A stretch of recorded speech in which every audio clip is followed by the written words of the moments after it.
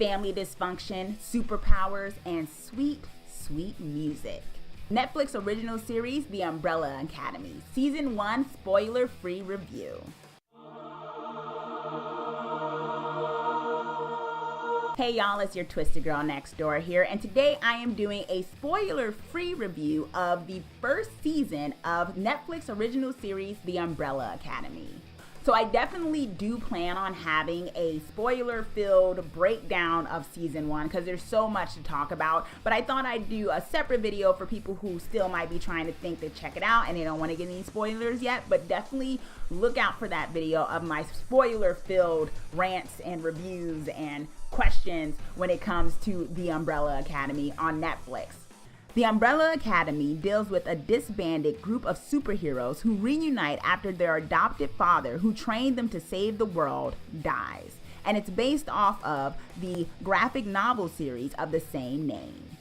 Okay, so overall, I really enjoyed this series. This first season was pretty awesome, actually. I hadn't read the original graphic novels in depth. I knew about the characters, I know about the plot lines and things like that happened, but it wasn't something that I sat down and studied and things of that nature when it first came out. So I kind of came into the series kind of just taking it for its own interpretation in a way from jump, and I really enjoyed the characters. I think the characters are very much the heart of this show, and although there's a bigger plot line going on of potentially the end of the world as we know it and time travel and all that other stuff, the show is very much focused on this core group of individuals who happen to have superhero powers or not, and what they deal with in terms of their childhood and in terms of themselves trying to be adults in the world that they find themselves in. And there's just a whole universe that's built around them that seems really established with some really cool time travel stuff, some really cool Martian things and all of that nature that makes for a really great picture, a really great universe to dive into. And I think the season 1 did a very good job of centering these characters, letting us get to know their relationships and their dynamics to build on what is probably sure to be an even bigger plot line, and hopefully we get it season 2. And I really appreciate how this show stands in its truth of weirdness. There are so many weird plot lines, and some shows, they try to be edgy, they try to be cool, and sometimes it feels convoluted, sometimes it feels like there's extra violence for no reason at all, just to be violent and show that they're edgy. And I think this show did a very good job of standing in its truth, that it is definitely edgy, and it does take some risk when it comes to the plot lines and the things that it chooses for its characters to do, but it does it in a way where it doesn't feel convoluted, and it almost feels like it kind of comes naturally. Now, I don't know if that's because it had a really great source material that already has a lot of these plot lines established, so it already knew where it was going with things and it wasn't just throwing everything at the wall, but I really felt I didn't feel like things were convoluted. Things worked. It really stood in its weirdness. And I think when you watch this kind of show, you're going to have to kind of take yourself out of your normal conventions of what you think characters should do and the characters' paths and the way they should interact with each other, because this show pretty much subverts a lot of that and turns it on its head. So it's not for the faint of heart, not at all.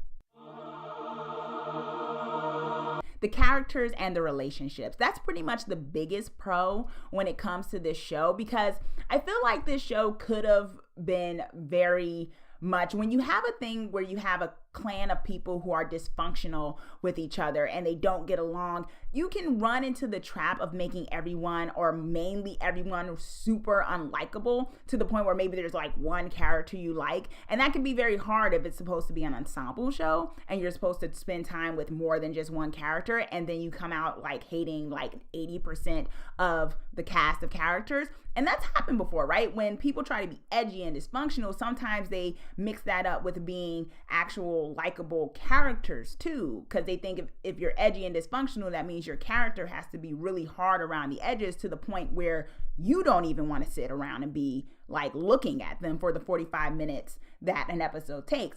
And what this show did a really good job of yes, these characters are gray. These characters do a lot of stuff that is not on the level. Oh my gosh, it's so much stuff that some of these characters do that is not on the level in terms of who they decide they love, who they decide they hate, who they decide that they want to ally themselves with. There's just a whole lot of kind of crazy antics that go on. And I think the way you make that work is making us care about the characters. And bravo, because this show did a wonderful job of making me care about the characters. I honestly thought, I saw the premise, I saw that, oh, this family doesn't get together very well and often, and that they're going to be at each other's throats to the point where I'm going to hate all of them. And that was not the case. I was pleasantly surprised that I did not hate all of them. I actually came away with a couple of faves, more than one.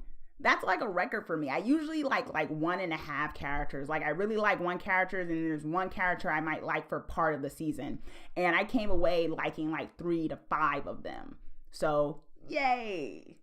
And the likability of the characters actually goes to the question of the heart of the show when it comes to these characters as well, because with these characters, there's a lot of different relationships that happen. Love relationships, platonic relationships, sibling relationships, sometimes overlapping, perhaps, who knows? I'm just saying. And because of that, there are moments where it could kind of seem like a lot of these relationships are throwaways, but this show did such a good job of making every scene that the characters had with each other mean something, even when they weren't with like their main scene partner, because some characters had more deeper connections with other characters, right? But it wasn't like, oh, that's the only character you see this person have moments with. Like, no, people switched around. You know, there were characters that maybe this was like their main plot line person, but then they'd be in a scene with the other sibling, or they'd be in a scene with their potential love interest, and it really worked to the point where it was significant. It didn't feel like a throwaway scene, like where, oh, we got to have them kind of connect for a second because they have to talk to someone else besides their main plotline partner. The storyline is boss. Like, yes, it sounds like a simple enough synopsis, but there's so much more to it, and it involves like weird time travel and all that other stuff that, I won't get too much into detail with because this is spoiler free, but it does it in a way where you're not like, what? Like, what does that mean? Like, it explains a lot because it has to. It's the first season, and this is a whole new kind of universe that's not like the universe we know as regular humans in our earth and our world and stuff. And so it has to explain certain conditions of the universe, which can be hard to do with a new show, right? Because you feel like it can be total info overload. And so I think this show did a very good job of explaining the kind of universe it was in a way that was direct enough, but also it interwoven enough where you kind of got used to it without being told as well. Like, oh, this is normal for this world or this timeline or whatever they're doing. This is kind of their normal. So it worked. Oh my gosh. I hope that they kind of release a soundtrack of this show because all these songs were just done so well for every scene and every episode. Like, it just worked. And I'm not surprised because the people involved in it, the person who created this series in its like graphic novel form is like the former leader of My Chemical Romance. Hello. Yes. So I'm not surprised that the music is done so well, or that at least the show creators really felt like it was important to make it so that the music fit the tone of this show. But it really just totally helps the style of it to the point where you're kind of jamming out to what's going on. And the music sometimes plays a key role in certain scenes, and it works. Maybe it's the theater nerd in me. I don't know, but I dug it. Okay, so it's not a perfect show. It definitely has some cons. Not a super long list because I'm not one to want to rattle out like petty like cons or flaws in something. I just kind of want to point out the major ones.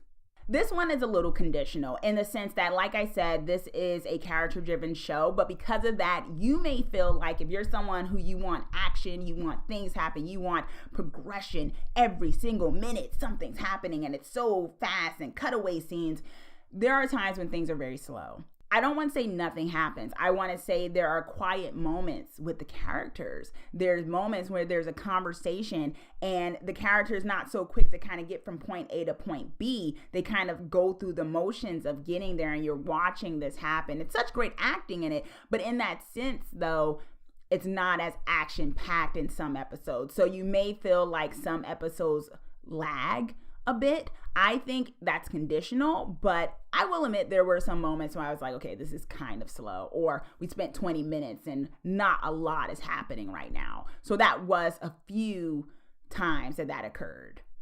The other second kind of major con is that I did think it was a little uneven in terms of the focus on some of the core characters. I don't really want to call them siblings completely for reasons, but I will say the core characters that are a family in their way. I felt like it was a little uneven. There were certain characters that I felt they didn't get as utilized as they could have. They were very necessary and they shone brightly in certain aspects. And then there were other times where we're getting a lot of focus on this one or two characters, and then the other characters don't get as much time and development. Now, I felt like all our main characters were fleshed out enough that I got enough to get a sense of all of them. But at that same time, I felt a little starved for screen time for a few of them that I thought we could have gotten more. Maybe that'll happen in season 2, but I felt like it was a little uneven in giving all the core members that kind of time on screen.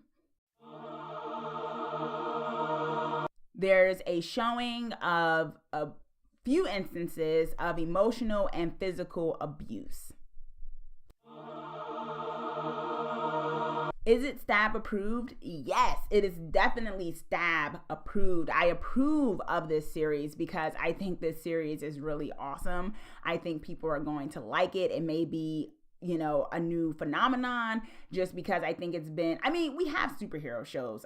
We have so many superhero shows, but I think this is one of those superhero shows that can be proud of putting kind of a fresh new twist, which is hard to do because there's so many superhero shows, but it puts a fresh new twist on it in a way where it's very much character driven, but it still feels like there's stakes. And I definitely recommend this show to anyone who wants to check it out if you want a character driven superpowers sort of show that's morbid, twisted, weird, totally weird, but also pretty awesome. Okay, so have you seen The Umbrella Academy? Are you thinking about seeing it? Have you read the graphic novels? Let me know, comment down below, let me know your thoughts, and also be sure to subscribe so that you are the first to know when I post my videos of all things horror and dark fantasy, and dark superhero too. Thanks for watching. Let's get creepy together.